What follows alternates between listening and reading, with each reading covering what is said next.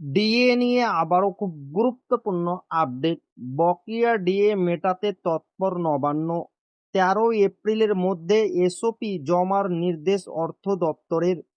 তো ভিডিওটি 1 সেকেন্ডের জন্য স্কিপ করবেন না, পুরোটা দেখবেন। চ্যানেলে নতুন হয়ে থাকলে অবশ্যই চ্যানেলটিকে সাবস্ক্রাইব করবেন এবং আমাদের পাশে থাকবেন। তো ভিডিওটি শুরু করা যাক।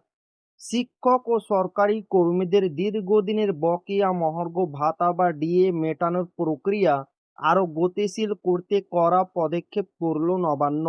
রাজ্যের অনুদান পাওয়া শিক্ষা প্রতিষ্ঠান এবং বিভিন্ন সরকারি দপ্তরের কর্মীদের 2008 থেকে 2019 সাল পর্যন্ত বকেয়া ডিএ মেটানোর জন্য আগামী 13 এপ্রিলের মধ্যে স্ট্যান্ডার্ড অপারেটিং প্রসিডিওর বা এসওপি জমা দেওয়ার নির্দেশ দিয়েছে অর্থ দপ্তর।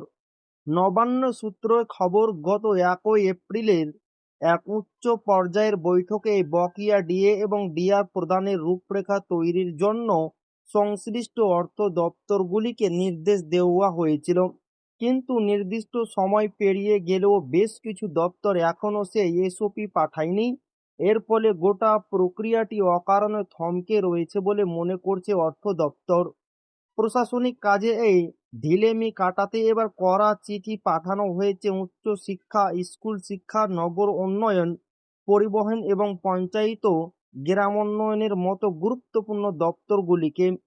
রাজ্য সরকারের এই পদক্ষেপে আশার আলো দেখছেন কয়েক লক্ষ শিক্ষক, শিক্ষাকর্মী এবং পেনশনভোগী।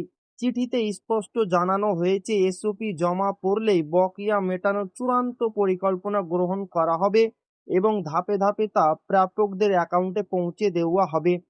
সম্প্রতি হারোয়ার এক জনসভা থেকেও মুখ্যমন্ত্রী মমতা বন্দ্যোপাধ্যায় আশ্বাস দিয়েছিলেন যে শিক্ষক ও শিক্ষা কর্মীদের পাওনা বকেয়া দ্রুত মিটিয়ে দেওয়ার বিষয়ে সরকার সচেষ্ট। নবান্নের এই সাম্প্রতিক তৎপরতা সেই প্রতিশ্রুতিরই বাস্তবায়ন বলে মনে করছে ওয়াকিব মহল।